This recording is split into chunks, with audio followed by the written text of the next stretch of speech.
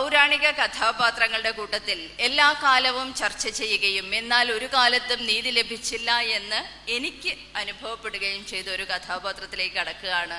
അത് സീതയാണ്. എപ്പോഴും പുരുഷാധിപത്യ സമൂഹത്തിൽ അല്ലെങ്കിൽ പിതൃ കേന്ദ്രീകൃതമായ ഒരു സമൂഹത്തിൽ ഇടം തേടി അലഞ്ഞ ഒരു പാവം പെണ്ണായി സീതയെ കാണാനാണ് എനിക്കിഷ്ടം. ആദ്യം ഇവിടെ പറഞ്ഞു ഞാനൊരു അധ്യാപികയാണ്. ക്ലാസ്സുകൾ തുടങ്ങുന്ന സമയത്ത് ഐസ് ബ്രേക്കിംഗ് എന്ന ഒരു രീതിയിലേക്ക് കടക്കുമ്പോൾ ഞാൻ പെൺകുട്ടികളോട് ചോദിക്കാറുണ്ട്, മക്കളെ നിങ്ങൾക്ക് ഏറ്റവും ഇഷ്ടപ്പെട്ട പൗരാണിക സ്ത്രീ കഥാപാത്രമാര്? ഒരു സംശയവുമില്ല, അവരാദ്യം പറയുക സീതയുടെ പേരാണ്. അപ്പം ഞാൻ ചോദിക്കും, വൺസ് അപ്പോൺ എ ടൈം അല്ലെങ്കിൽ അനധിവിദൂര ഭാവിയിൽ നിങ്ങളും ഭർത്തൃമതികളാവുമ്പോൾ നിങ്ങളും സീതയെ പിന്തുടരുമല്ലേ? അപ്പോൾ അവരൊരു നിമിഷം ആലോചിക്കും. വളരെ ശക്തമായി പെൺകുട്ടികൾ പറയും, ഇല്ല. അത്രയൊക്കെ സഹനം വേണോ എന്ന് ചോദിക്കുന്ന സ്ത്രീ കഥാപാത്രം സീത, സീതായനം. രാമായണത്തിൽ സീതായനത്തെ ശക്തമായി എടുത്തു കാണിച്ചത് ആശാനാണ്. സീതയ്ക്ക് ശബ്ദിക്കാൻ ഒരുപാടുണ്ടായിരുന്നു എന്ന് പിൽക്കാല കവികൾ മാറ്റൊലി പോലെ പറഞ്ഞു വന്നതിന് ആദ്യ ഉദാഹരണം ചിന്താവിഷ്ടയായ സീതയാണ്. അതിൽ സുധർ മഹാമുനിയോടൊത്ത് അയോധ്യയിലേക്ക് ഗതരായ ആ അന്തിയിൽ അതിചിന്ത വഹിച്ച് ചെന്നിരുന്ന സീത അവളുടെ ഘനശ്യാമ കേശഭാരത്തിൽ പറ്റിയിരിക്കുന്ന തൈജസ കീടങ്ങൾ, അവിടെ നിന്ന് അവളുടെ ചിന്ത പിന്നോട്ട് പോവുകയാണ്. അവിടെ വളരെ ശക്തമായൊരു ചോദ്യം അവൾ രാമനോട് ചോദിക്കുന്നുണ്ട്. പടുരാക്ഷസ ചക്രവർത്തി എന്നുടൽ മോഹിച്ചത് ഞാൻ പിഴച്ചതോ? വളരെ ശക്തമായൊരു ചോദ്യമാണത്. അതുപോലെ സീതയെ ഇതേ ഉടജാന്തവാടിയിൽ ഇതേ താപസവാടത്തിലിരുത്തി തിരുനെല്ലൂർ സാറും ഒരു കവിത എഴുതിയിട്ടുണ്ട്. പക്ഷേ അത് ആശാൻ കവിതയോളം വളർന്ന സീതയല്ല, കുറച്ചുകൂടി ഇളയവളാണ്. അവിടെ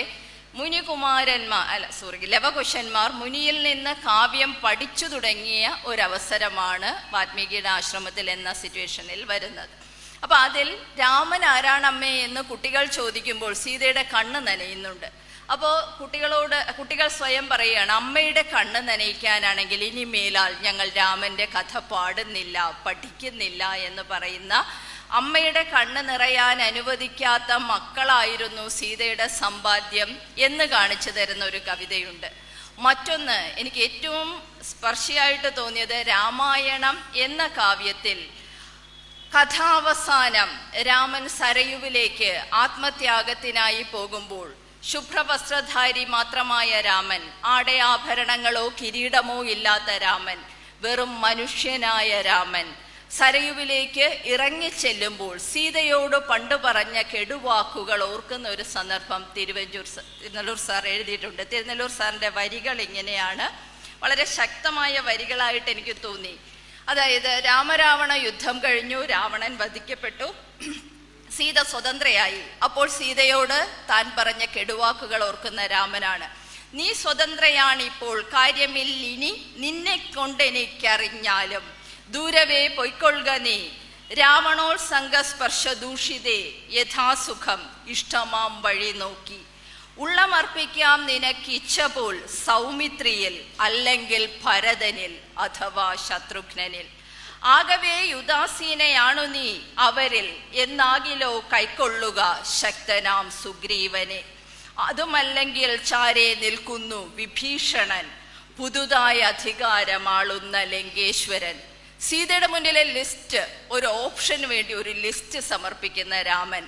ആ പെണ്ണിൻ്റെ കണ്ണുകളിലെ സങ്കടം അന്ന് താൻ കണ്ടില്ല എന്ന് തുറന്നു പറയാൻ ധൈര്യം കാണിച്ചത് തിരുനെല്ലൂർ സാറിൻ്റെ രാമനാണ് എന്നെനിക്ക് തോന്നുന്നു. കാരണം അടുത്ത വരികൾ ഇങ്ങനെയാണ്: വ്യക്തമായി കണ്ടിയില്ല ഞാൻ തീക്ഷ്ണമീ വാഗസ്ത്രത്താൽ, വിദ്ധയാം സർവം സഹാപുത്രിതൻ സ്ഥിതി. അപ്പോൾ സർവം സഹാപുത്രിയാണ്. അതുകൊണ്ടാണ് നഷ്ടപ്പെട്ട ഇടത്തിനു വേണ്ടി അവൾ പിന്നീട് അഗ്നിപരീക്ഷയും ജലപരീക്ഷയും എല്ലാം നേരിട്ടത്. ഒടുവിൽ മക്കളെ വളർത്തി തൻ്റെ കർമ്മം പൂർത്തിയാക്കി എന്ന് കണ്ട് രാമനെ ഏൽപ്പിച്ച് സർവം സഹയായ ഭൂമിയുടെ മാറിലേക്ക്, മടിത്തട്ടിലേക്ക് തിരിച്ചുപോയത്. ഇന്നും ഇതുപോലെ എത്രയോ പെൺമക്കളെ സ്വന്തം ഗർഭപാത്രം എന്ന സുരക്ഷിത ഇടത്തേക്ക് കൊണ്ടുപോയി രക്ഷിക്കാൻ ആഗ്രഹിക്കുന്ന എത്രയോ അമ്മമാരുള്ള നാടാണ്. അവിടെ സീത വീണ്ടും വീണ്ടും വായിക്കപ്പെടേണ്ടതുണ്ട്.